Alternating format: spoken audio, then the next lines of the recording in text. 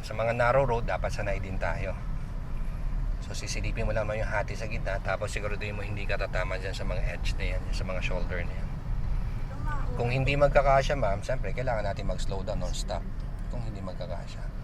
So watch out ka dyan sa mga nasa kanan. Buti nasa kaliwa mo, may driver naman yan. So sisilipin mo yung kanan. Yun, very good. Tansya-tansya. Okay, and straight mo ulit. Paakyat tayo ng bridge. Pero intersection niya sa taas ng bridge. So watch out ka dyan, left and right. Okay, libre. Straight lang po, ma'am.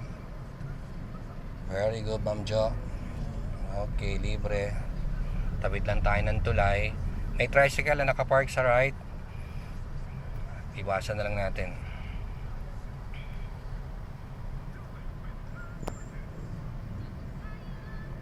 Okay, may truck, so keep right.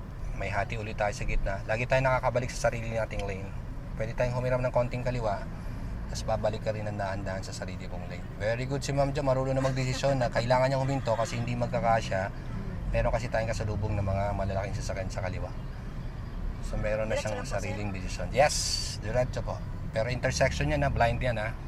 Check muna sa right, check muna sa left. Dati takot to sa truck, ngayon hindi na to takot sa truck.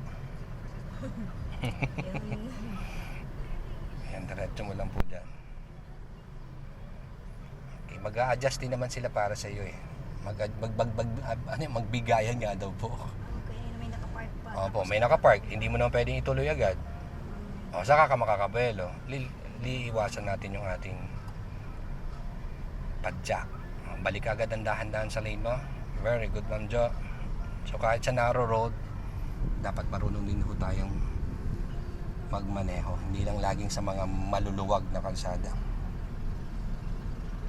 Okay, dire-diretso, Ma'am Jo. Very good. This is it. LTO is waiting for you para sa iyong driver's license. Drive and keep safe. Always mabuhay po tayo.